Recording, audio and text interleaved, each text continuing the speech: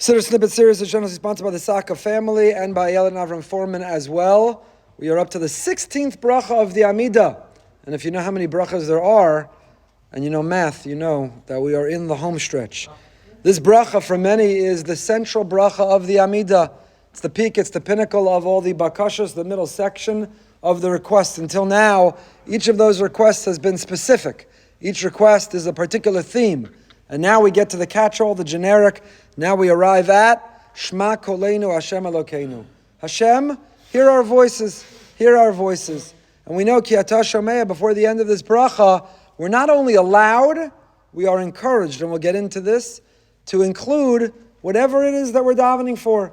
Anything that didn't fit neatly into any of the preceding brachos, the catch-all is Shema Koleinu, whatever may be on our minds, both things that we need, forgiveness we want to ask. If you look in the Siddur, and we'll see the source of this, the Zohar, that a person should confess their mistakes every day in Shema Koleinu. If you look in the Siddur, little asterisk on the bottom, you can go down. No one here, of course, ever needs to or has said it, but elsewhere, others need to. And they ask Hashem for forgiveness for mistakes that they made. So each bracha that we've examined in the Amida, we spoke about, we gave the historical background to that bracha.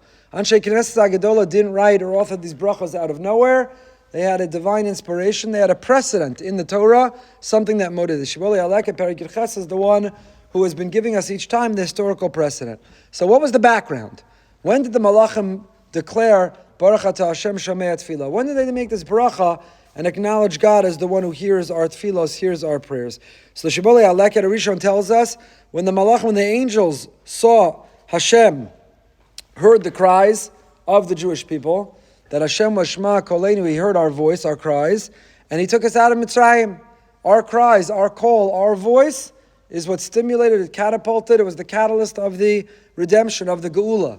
And when the angels saw that all it took was our voice, our groan, our krechts, all it took was our voice, and Hashem saw how sincere, how genuine, how authentic, how deep, and He said, that's it, I'm done, I'm taking them out of here. I'm ready. These are my kinderlach, these are my children, I'm going to redeem them. And the Malachim watching all of this said, Baruch Atah Hashem, Shomei Tefillah. Wow. Hashem is a Shomei Tefillah. Hashem really listens to Tefillah. What moved the Malachim in that moment? Adam Arishon, Shem ve'ever, Noah. We have a long list. Avram, Yitzchak, and Yaakov. Many prayed, many davened to Hashem. He listened, he heard. What was different about this prayer that the Malachim answered and the Malachim authored this concluding bracha, Baruch Atah Hashem, Shomei Tefillah. So what's interesting, perhaps the answer goes back to the opening of this bracha. We ask Hashem, Shema. We don't say Shema Tefillah Seinu. Hear our prayers. What do we say? Shema Koleinu. What's a kol? Our voice. A tefillah is a prayer, an articulated, eloquent, compelling prayer with words. What's a kol? Kol is a voice. And a voice is not about the words that are being articulated. It's not about the need that's being eloquently communicated. A voice reflects desperation, urgency, gratitude. The voice reflects what is happening genuinely, authentically within the person. And what this bracha is saying, and what the angels, what the malachim were moved by and authored this bracha, is that even though in Mitzrayim, in the Mem Tesh Shari Tumah, on the 49th level of Tumah, we had lost so much of our moral compass, our ethical boundaries, we had lost so much of who we were not living our best selves, our best lives, but Shema Koleinu. Hashem heard our voice. And even when we don't have the words, and even when we are unworthy, and even when we can't make a compelling argument, nevertheless, our kol, when our kol, HaKadosh Baruch Hu listens, Karov Hashem l'chol karav, l'chol asher yikru'u ve'emes, Hashem listens to those who call out genuinely. So even when we're compromised, even when we're unworthy, even when we're not deserving, even when we can't put into words, and we can't advance a compelling argument, nevertheless, Hashem listens and Hashem hears. He hears our voice. And on the one hand, it's an incredible opportunity, this bracha, and this origin, this precedent, but it also is an enormous obligation for us. As we say, this bracha and all the brachas, each time we daven, are we just sort of discharging a text? Are we just reciting a script? Are we just reading someone else's words? Our mind is elsewhere. We're thinking about something that happened. We're planning for something that will be. We're thinking about what we have to do that day. Where our mind is somewhere else. Then our kol, our voice, is not going to reflect who we are.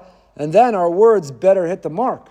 If we want Hashem to listen and to be open to listening, even when we can't find the words or even when we are unworthy, then the call and the voice has to be genuine, it has to be real, it has to be deep, it has to reflect sincerity and genuineness. The Torah writes, Shema Koleinu, Or Chaim Siman Kuf Yirches, that the 16th bracha of the Amida Shema Koleinu, V'taknua achrei tzmichas David, shekevan sheba David batfila. Why do we have each bracha? We've examined not only the historical precedent, as we just did, but we also talk about what came before as Tzemach David. What's the connection as Tzemach David and Shema Koleinu? Because kevan sheba David batfila. Because David, even though there were those who prayed before him, David is the great author, the great poet of tefillah. As it says in Yeshaya, Vav Yosem al Har-Kashiv v'simachtem b'veis tefillah. See? And David HaMelech and the monarchy, so it established the Beis HaMikdash, and the Beis HaMikdash, another name is Beis Tefillah, see? So after we daven and long for the return of David, the Davidic dynasty, the monarchy, Mashiach, then next is Shema Koleinu, this catch-all bracha. So we'll continue, we'll see Rabbi Yonasan Eibschitz and others write about how present, how mindful, even if you tune out, take a highlighter, not our sitter, but your sitter, take a pen, put an asterisk, put an arrow, do something that says, even if your brain took a little detour, a little vacation in the Amida, it shouldn't. Of course, we should concentrate on every bracha. But you better make your way back for this one. Shema Koleinu is the catch-all, it's our opportunity, and it is the chance where even if we don't have the words or the worthiness, if we have the call, if we can produce the genuine sound, He will still hear us and He will still listen to us as well.